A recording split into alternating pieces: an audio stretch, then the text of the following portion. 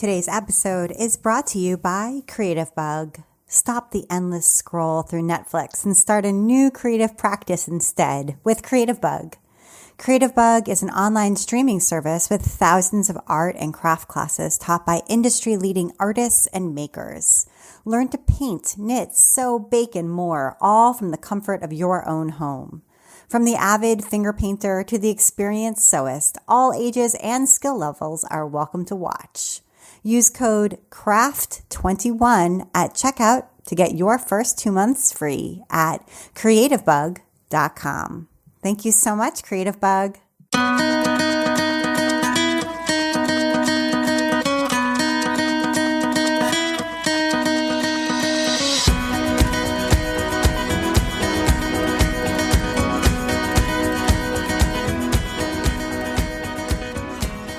Welcome to episode 186 of the Craft Industry Alliance podcast. I'm Abby Glassenberg.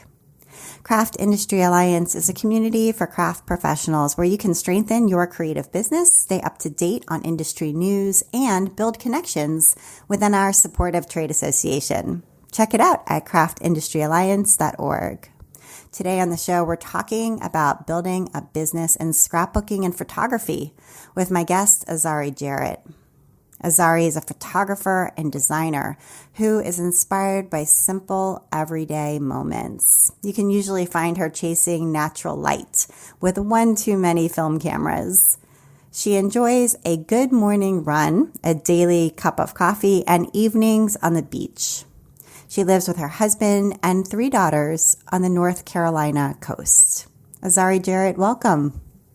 Thanks for having me, Abby. I'm excited to be here. And I'm excited to talk with you. So I would love if we could kind of walk things back a little bit and talk about where you grew up and a little bit about your household when you were a kid. I understand you grew up in Louisiana. I did. I was born and raised in Lafayette, Louisiana.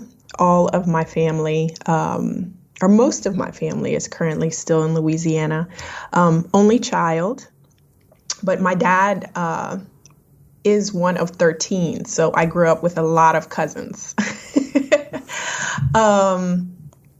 Let's see. I miss my family so much. My mom was always very creative growing up, and she always had a variety of creative businesses. I can't remember a time when she wasn't selling jewelry, or whenever I specifically remember the moment when she started scrapbooking. She always painted. She always had like a side business, and she definitely influenced me. And I can't really say I realized it at the time, but just seeing her, she held down a full-time job as well as pursue all of her creative interests. And still to this day, she does. And we have different creative interests, but I find that I'm about 5 years behind her. So everything she does, I encourage her to save for me, because eventually I'll get to it. So was she at all interested in photography, or was that anything that you did as a kid, or no? No, she was not into photography that I remember. She definitely took a lot of pictures of me growing up. So I have that 35 millimeter film and Polaroids. But I wouldn't say that was one of her interests. She is definitely into mixed media, painting, art journaling, junk journals, as she calls it, perfume, jewelry making. She's probably done it all. That's so I'm sure cool. She's smiling right now. That's awesome. Yeah, photography came into play for me probably a little later than most. And it was the birth of my first daughter. And I specifically remember the moment when I hired a photographer to come to our home to take her newborn photos. And it sort of grew from there. I just realized, wow, I can do this. Right. Anybody else to do it. And that's when I bought my first digital SLR. And then from then, never looked back. I did start this practice of, and we can talk about this later. I've journaled. I've had a journal since I was 8, and I took pictures of myself for my birthday, sort of like a selfie, maybe before they were a thing. Yeah. But that was probably my only interest growing up with photography. So you've kept a journal since you were a kid, it sounds like. Yeah. I always thought, documenting, scrapbooking came to me later on in life. But now that I look back, I see the signs. I kept a journal since I was 8 years old, and that has helped me tremendously with raising 3 girls because at times I don't know what they're thinking or how could they do this, or 1 minute they're up, 1 minute they're down. And then I go back to 6th grade and I'm like, oh my gosh, I was going through the same thing. So it helps me to have that perspective with raising my own daughters. And I recently, when I was visiting home, found like a ticket stub I had kept from like a Sesame Street performance from like 1988.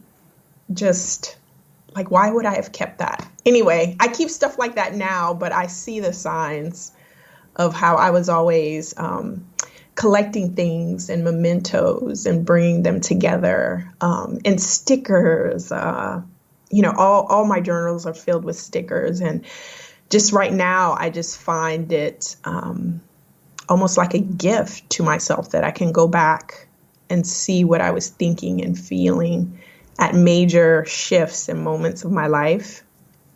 Yeah, absolutely. That's so amazing. Yeah, unfortunately, my daughters don't see the gift in that yet. So hopefully one day they'll look back at these and realize that I'm a lot like them. So. Yeah, that's amazing. So, what did you think for yourself you wanted to do as far as a career? I mean, what were you interested in studying, and what were you drawn to when you were in high school and then going off to college? So that's so interesting you asked. So it's kind of a complete circle. I remember in high school, I was an athlete. So I ran cross country, I played basketball, and I ran track. So I definitely wanted to do something like in sports medicine. It was more, I went to college and I always loved computers. I always had an interest, and this was, again, instilled from my mom. She always had the latest electronics and the latest computers. And so I let that guide me when I was choosing a major in college. So I actually majored in computer science for my undergrad and went on to get a master's in computer science with a concentration in human-computer interaction. So interested in how people use software. Worked full-time in the software industry. Maybe 10 years. I could hold down full-time jobs with 2 kids, the birth of my third. That put it over the top. And you have 3. As a person with 3 kids, I'm like, that third one, it's just like, okay. Yeah, she definitely. I admit defeat. Yeah. Just not sleeping through the night, nursing, then having 2nd grade spelling words and projects. Right. You wake up in the morning and then they're raring to go and you're like, what? Absolutely. So I switched to part-time, probably when my youngest was 6 months, and part-time being I left at 2:00. And I'm sure a lot of women understand this. And I fought so hard to get this that my manager was like, well, we haven't done this before. So I internally felt I had something to prove. And so I honestly feel like they got full-time work out of me for part-time, because I left at 2, but I worked through lunch. And I was home by the time my oldest got off the bus, but if I stopped at the grocery store, it was 4 o'clock and I might as well have done a full day at work anyway. And so after that, I decided, after many conversations with my husband, to kind of start my own business, and see if I could give this interest a go. And it also, so I did that for maybe a year or two, which then we decided to move as a family to North Carolina, to the coast. And that's when I really pursued it full time. You had been living in Atlanta, is that right? Yeah. Prior to. And so, okay. And so was that like a lifestyle switch that was also going to help with financially just generally be a little bit more relaxed and, I don't know, just a little bit of a different lifestyle moving to the coast? Absolutely. My husband had a job opportunity that came up on the North Carolina coast, and we always wanted to live near the water, but living in Atlanta, we always thought that would be Florida. And so it's just ironic that we would end up in North Carolina. So we're about 6 hours east of Atlanta. And definitely a lifestyle change. My husband and I both grew up in small towns, so it wasn't a shock to us because we've lived in big cities. So we had kind of gotten that out of our systems, and our quality of life definitely changed. Slower pace of life.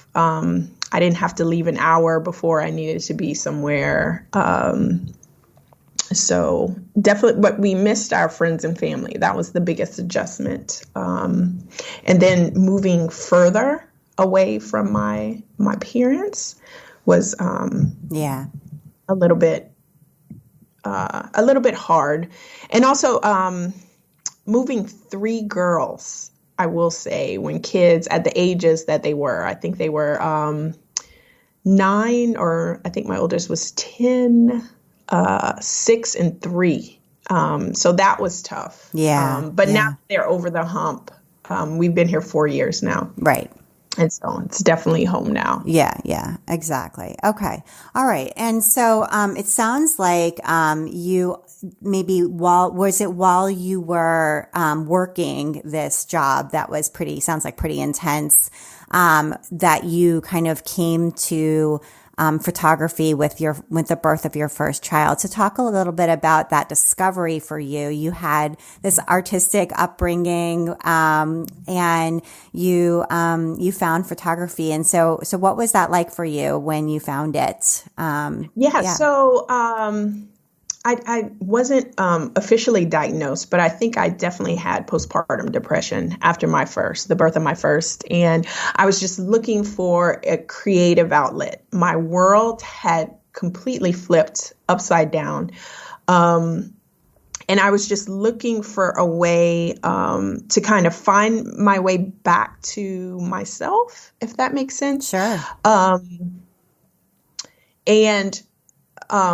Things I was interested in, I no longer had an interest in. Like, I couldn't watch the news the same way. Just having a baby, it changed everything for me. So having the camera and being able to document my new life and my new normal was life-changing. And I think it was back in the days when Flickr was really popular. Sure. And so I joined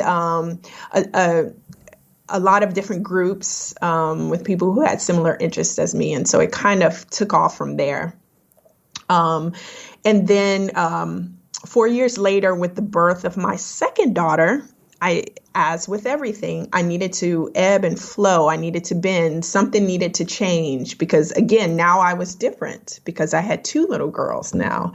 And before then, I had been spending a lot of time post-processing my digital images to look like film because I wanted that raw, authentic look. And it came to a point where I was like, Azzari, why don't you just shoot with film? And you can cut out that middle step. And it coincided with a move to Pittsburgh. And I remember so here I am in Pittsburgh with a 4-year-old and a newborn, and I get on eBay and I order a film camera. And I remember it was a Pentax K1000, maybe $35. And it came in, and I thought I had loaded it correctly and took my time and shot like 36 frames, and it came back blank. Oh no. And finally, I had to laugh at myself because finally I was learning something new. And film helped me to just stop and not take, 50 photos of the same thing, but to just stop, compose the image, think about my settings, and then click the shutter, which changed the game for me. And it's funny because having a manual film camera helped me to learn to shoot manual in my digital camera, just because I was finally learning photography and what settings meant, exposure and ISO and film speed.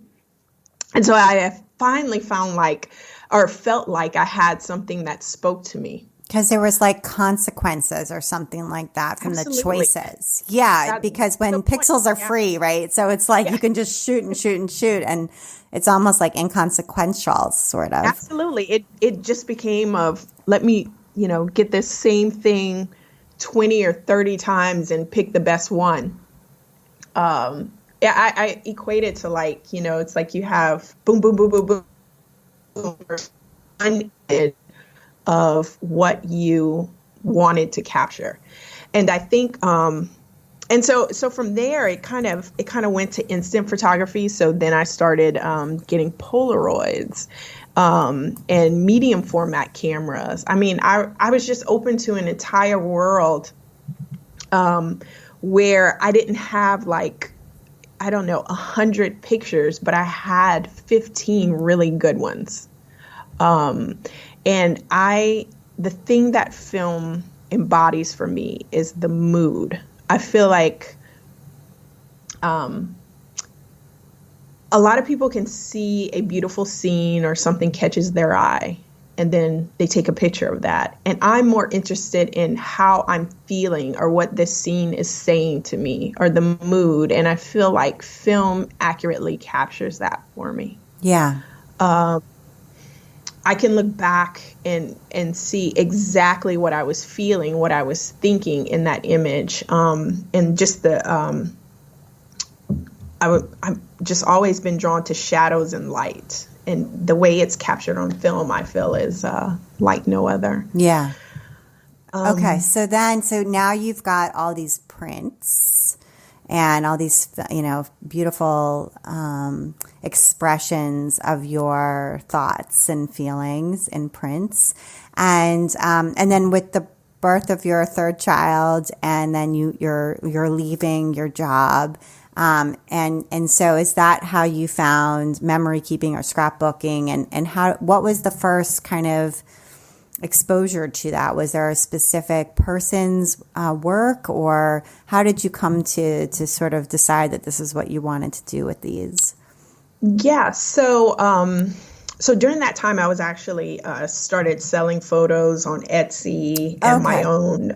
So you were selling prints. Mm-hmm. Okay. Right. So I was selling prints at that time. And I think I did some calendars at that time. And also I worked in design. So I started designing prints and things like that.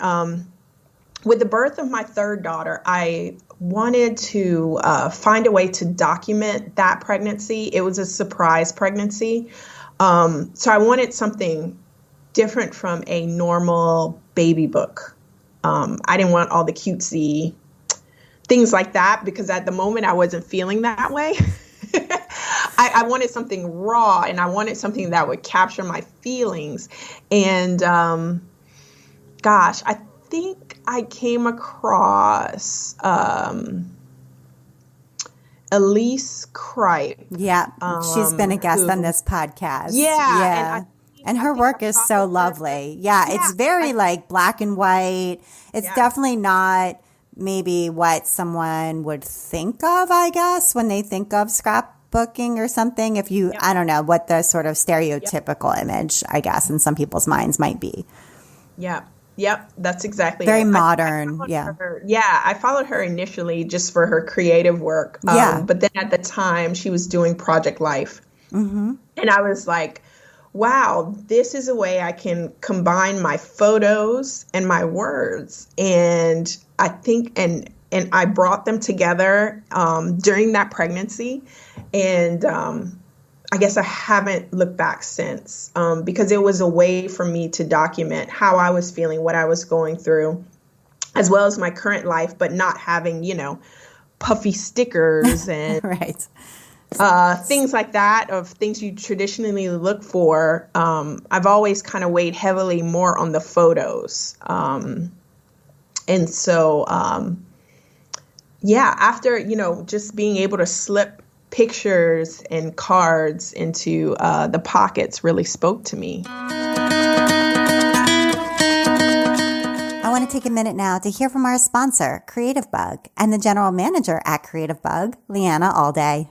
I'm Leanna Alday, and I'm the general manager of Creativebug. And tell us a little bit about Creativebug. What is it all about? Creativebug is a beautiful online platform full of thousands of art and craft classes, and that's everything including painting, drawing, knitting, crochet, dyeing, weaving, sewing, quilting. Pretty much if you can craft it, we have made a class for it. Fantastic. And how does it work as far as like signing up and subscribing? It's really, really easy. We like to do free trials so people can come in and check it out before they decide if they want to become a member. And we do this so that you can get in there and really take a good look around. Obviously, you're not going to be able to watch all 1,500 classes on our site within a 2-month free trial. So the idea is that you'll find a place where you want to dive in and take a class. Maybe you'll continue on that journey and continue taking more classes in that area, or you can dance around and try out a whole bunch of different things. But it's meant to provide you with ongoing daily inspiration forever. That's fantastic. And what are some of your favorite classes that you would recommend to people who maybe are new to Creativebug and haven't given any classes a try yet? Ooh, that's a great question, Abby. I think that my favorite classes have always been the daily practices. I actually really like the daily creativity practices because that's what I struggle with the most, is kind of finding that daily dose of inspiration. You always feel so much better about your life and the state of the world when you find 5-10 minutes to be creative every day. Where can people go if they want to learn more? And I know you have a special offer to offer to podcast listeners. Yes, I recommend going to creativebug.com if you want to find out more. We have lots of free classes you can check out. So where can people go if they want to learn more? And I think you have a special offer for our podcast listeners. We sure do. So what you want to do is go to creativebug.com. You can take a look around. You can watch a bunch of free classes and check out the overviews of a lot of other classes. And if you want to sign up for a free trial, we have a special offer, 2 months free. And what you're going to do is use code CRAFT21 at checkout. Fantastic. Thank you so much, Leanna. This is awesome. Thank you so much for having us. Thank you so much, Creativebug. And now back to my conversation with Azzari. So can you talk a little bit about what is Project Life? Just for listeners who maybe they've heard Project Life, they've heard about it, but aren't super familiar with how it works. Like, what is Project Life and what is the system? Right. So Project Life is I guess you can call a scrapbooking system where there are sort of like photo sleeves, and they are separated into 4x6 or 3x4, 5x7. You can find different variations. And so the idea is simple, that you just print out photos of a certain size and you have journaling cards. So you can slip in your photos, slip in your journaling cards, and you have a layout. Any and everything else is optional. As far as if you want to add stickers or, people have gotten really creative in embellishments. Some people just do digital layouts, so you don't even have to have the physical products anymore. And so it's a way, I would say it's a way to document your photos and your thoughts in a system that is clean and easy and streamlined. Because it's like broken down almost for you. So you're like, Absolutely. Here's a little card. You can write your thought on this card, slip it into this pocket. That piece is done. Here's a pocket that's sized appropriately for a photo. You can just slip your photo right in. That piece is done. And it builds it out from there. And so it makes it feel like doable. And if you're not great at layout, you don't need to worry about that. Right. You can just put the pieces together and it looks really good. The composition's going to come together, page after page. And so it's very appealing, I feel like, for those reasons and for many other reasons as well. Yeah, absolutely. So I think I've been doing this for about 7 years in some capacity. Haven't finished every year, but I don't know. It speaks to me, and I love the way I can tell my story. Yeah, it's also like very flexible. Yeah. Absolutely. Yeah. And since then, I branched off into traveler's notebooks and 8.5 by 12-inch albums. Kind of the world opens up after that. Yeah, which is wonderful. I mean, that's so cool. Okay. So you found this way to sort of bring it all together, all of your skills and passions. And so how did you begin to build this into something that would be public? Because this was very private. I mean, this was your baby and your life and your feelings, as you mentioned, with photography. And I mean, you were already selling prints on Etsy, so that's public. But sharing your life in a public way on the internet is different from that. So what were the first steps of doing that? Sort of, was it a blog? Yeah. Was it Instagram? Or how did this come together? Oh, gosh. Yeah, I think that's a whole nother conversation. Probably talk an hour. Because I feel strongly about that, because I feel like scrapbooking, documenting, journaling is very private. And whenever you open up yourself, whenever you put anything on the internet, it sort of becomes public. And I like to think, okay, who is the person I would not want to read this? And are you okay with them reading it? And if the answer is yes, then I publish it. If the answer is no, then I keep that to myself. And I honestly believe not everything has to be published. Not everything has to be shared. But I go back and forth with privacy and just opening myself up. I remember like an early spread that I did whenever I love the layout of this spread. And I just personally, when I see other people's layouts online, on Instagram, on blogs, I never zoom in to read their journaling, because I feel like, that's that's something that's personal, but not everybody is like that. And so I remember one of the first layouts I posted,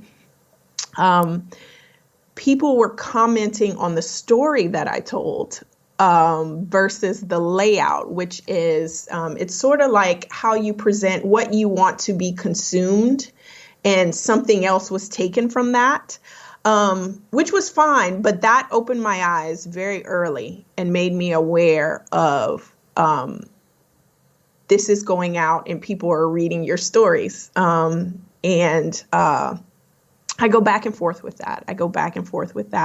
Especially as my girls get older, because a lot of my story is theirs and I don't want to share that, which is why most of the things I share now are my personal books and my personal things that are about me, because I can control that. The first layout I shared was probably in 2013 when I was pregnant, and the year I had my third daughter. And, my feed or my blog were all very photography focused. So this was just sharing something that I was interested in, sort of another creative outlet, and it kind of took off. Honestly, I was surprised at how many people resonated with my Project Life spreads. And even today, a lot of people, I guess, want me to be the spokesperson, I guess, for scrapbooking. And I always remind people I love photography first. That's my first love. And creating and documenting, it's always a part of me, but it will never be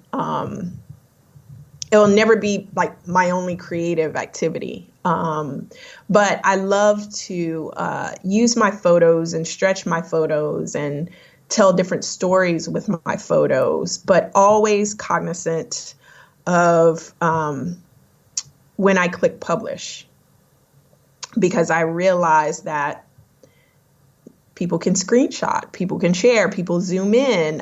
If it's really private, I will kind of mark out things. But everyone has their personal viewpoints and what they're comfortable with sharing online. But that's definitely, I don't have the right answer. That's definitely an issue that I grapple with all the time.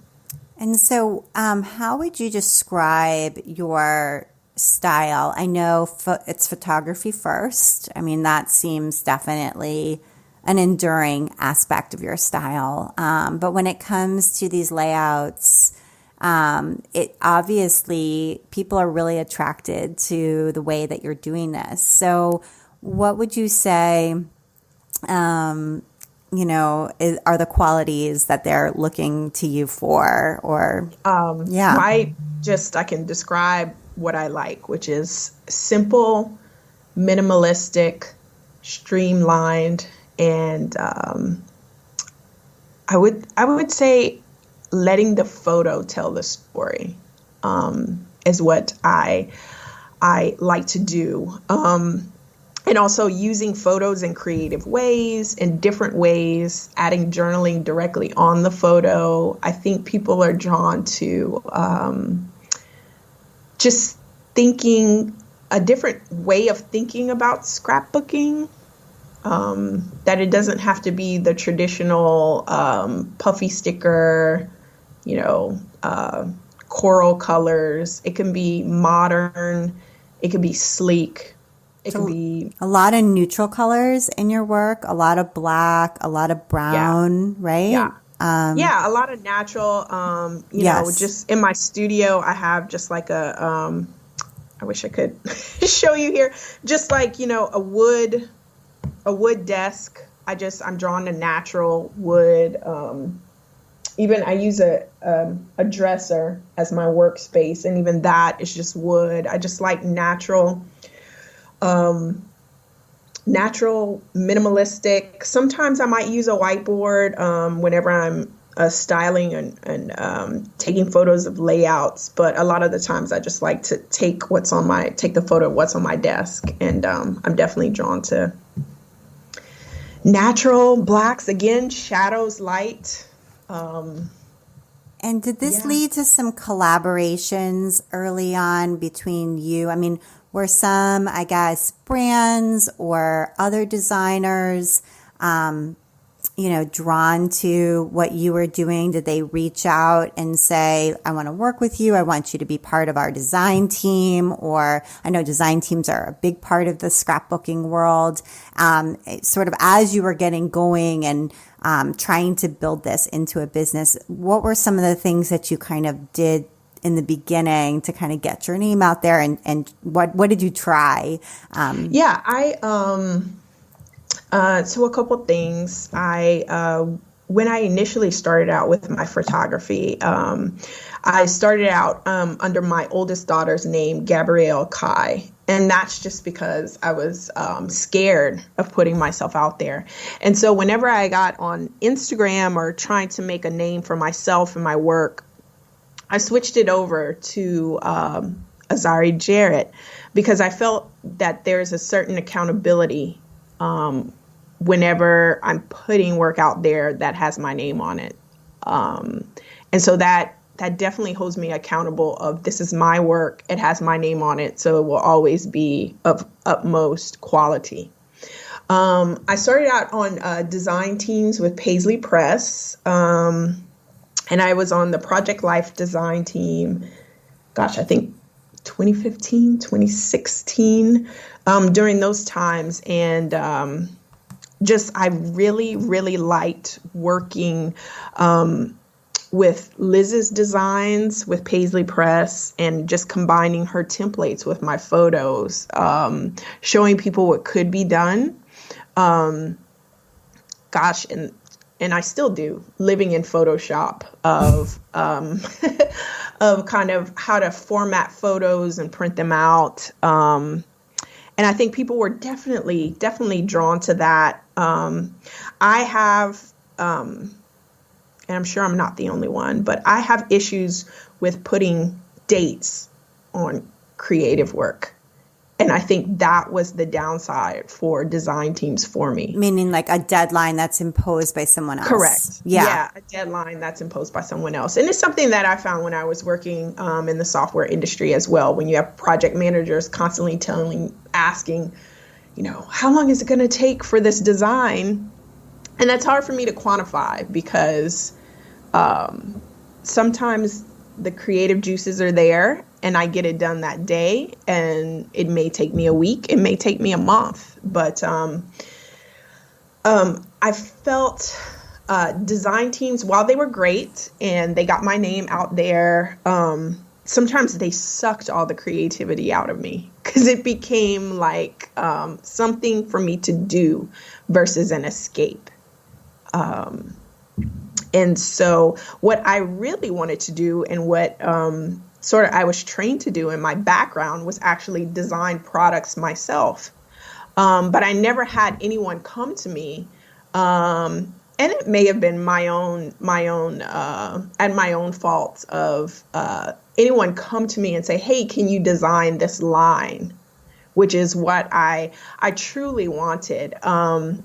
I taught a few classes for big picture classes, which helped me to learn like the teaching side of the industry. And it wasn't until 2020 that I actually started designing my own physical products and putting it out myself because I was just tired of waiting.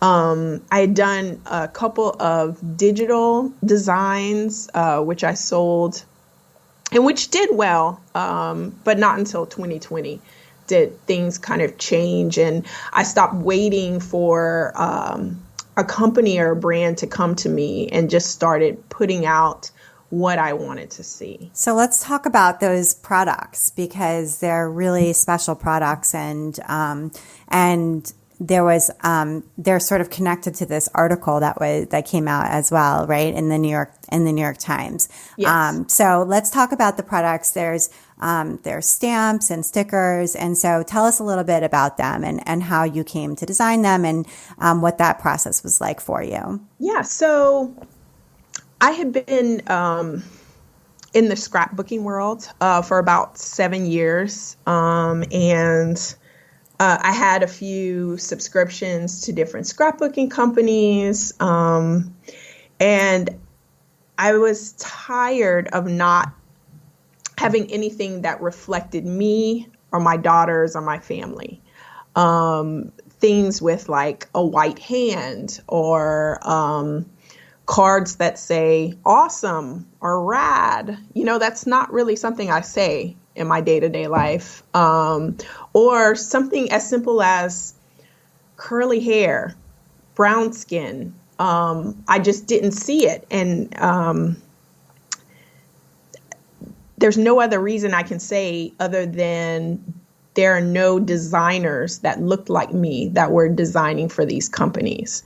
And I knew, and I know that I'm not the only one who looks like me, who is a scrapbooker and a designer or a project lifer. And so I was like, you know what? I'm tired. I'm tired of not being able to document my girl stories with products that are reflective of me. And So that led me to, because I had the background, I can design these things. So I put out a stamp set with melanin, curly haired girl, brown skin girl, you're beautiful in every shade, just things that I wanted to see. I have a Black Lives Matter stamp, just stickers that were reflective. And that's one of my goals for this year, is to come out with more. But my goal there was simply to prove a point that there are more people out there, Black women, brown women, who are scrapbookers and who need to be reflected in the products that are put out to scrapbooking, to the scrapbooking community. And I mean, the response to it was great. I mean, I got messages from women who have been scrapbooking for 30 years saying, I've waited 30 years for something like this. And it's simply because we have a lot of, you may or you may not have diversity on design teams, which is putting something out there. So combining scrapbooking products with your photos, but you don't have anyone or any minority designing these products for these larger scrapbooking companies. And so you're never going to get a different product if you have the same people doing the same things, because we only design from our personal experiences, right? Same thing when podcast guests, panel hosts. If everyone all looks the same, nothing ever changes, and we always talk about the same things, and you never consider anything else. But it's almost been like a breath of fresh air. After the New York Times article came out, I heard from people all over the world, just thanking me for speaking up about just the lack of diversity in scrapbooking products. So hopefully that changes. I hope so too. I'm only one person. I'm not trying to recreate the wheel here, because scrapbooking powerhouses put out product, and it's just me here. So the amount of time I spend designing and manufacturing and taking photos, product photos, and fulfilling orders. But I imagine these products sold extremely well for you. Absolutely. They sold completely out. That I didn't plan to make. I didn't plan to make more orders or restocks, but I did, because essentially I just wanted people to be able to use that. And every time someone sends me or tags me in a layout with their little brown girl that says, beautiful brown girl, you are beautiful in every shade. I mean, that's what it's about. Yes. That's what it's about. And I don't know what to say more about that. Kelly Perky, I worked for Kelly Perky, or I was on her design team. And she really, when all of this happened, she really reached out to me and made sure I had what I needed to get these products out. She was definitely a support system for me there. And I think she wholeheartedly agreed that something needs to change. And she was definitely part of seeing that through. That's great to hear. And I think just even knowing the sales volume that you've seen should be a sign to these companies that if that's even what they care about, looking at their bottom line, that, exactly. Come on now. The time has come. The time has come. So the time has come, and it's, it's past due. And I find it's past due. Yeah. The scrapbooking community is a very kind, nurturing community. I feel like I also follow a lot of sustainable fashion, just so that just trying to pay attention to my own consumption. And I find that community, they're very cutthroat, of calling people out. And I find the scrapbooking community, anything you put out or any new endeavor you try, I feel like that is supported. And That's so great. To say that this community isn't ready for it, or no. I just think it's that's wrong. Yeah, it's not a valid excuse, because I just think you want products that are reflective of the people who are buying those. 100%. And you, I want to make sure we have time to get to your recommendations, if that's okay. And you have been a guest instructor. I think it's just since January? Yes. So I'm a guest instructor for One Little Word. So tell us how One Little Word works. I know it's the 10th anniversary, which is kind of amazing. So tell us how this works, because I think this is such a cool program. Right. So One Little Word is the brainchild of Allie Edwards. And basically for the past 10 years, she has just led a year-long workshop where you choose one word to be your guiding word for the year. And she offers prompts and things for you to do throughout the year just to keep your word visible in your life.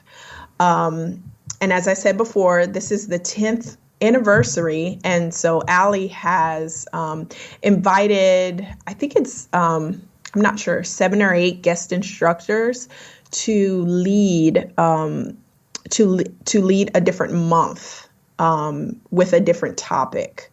So in past years, she has led each prompt each month. But this year, there are a lot of different voices, and I'm very excited to be a part of it. I will be, I'm not sure how much I should say. Yeah, I know are you month 10 or I don't remember what month you are. I'm not sure the month, but okay. I'm sure it's obvious, but I will be leading the photography prompt. Yeah, I think that was clear. Somebody had guessed it in like the Instagram comments. I think that's out there. I think that probably would not be a surprise. Right. But I will be. But each month we are kind of sharing our process of our own little word and how we're documenting, and just the community of women that are together, as well as all the different instructors, just being open and raw and honest, I think is so great. I'm so excited to be a part of it this year. And I think there's just so much good things to come with such a diverse group of women. So I'm very excited to explore my word, which is present. Ooh, good word. And basically, I wanted, after a crazy year of 2020, I wanted to be present in my life right here, right now, and not look back longingly at what was, and not to look forward at things I can't control, but just to be right here, right now. So I'm excited about exploring that this year. Wonderful. And you have a new format. There's a new format for your Project Life album that you've adopted. That's the 6x8. That's kind of, it's almost square. It's like a little bit smaller. Yeah, a little bit smaller, but usually I think last year I did 12 by 12. I've kind of, I've done 12 by 12. I've done 9 by 12. So this will be a challenge for me, 6 by 8. And one thing I have found with creativity, when you impose limits, you become more creative. Oh, yeah. And so I'm excited of what that looks like. And also, my girls are getting older, and they don't always want to be included in everything. So I find I can kind of tailor it to almost my story or the highlights of our family story, but not so much of, when they were younger, their first tooth falling out or taking first steps.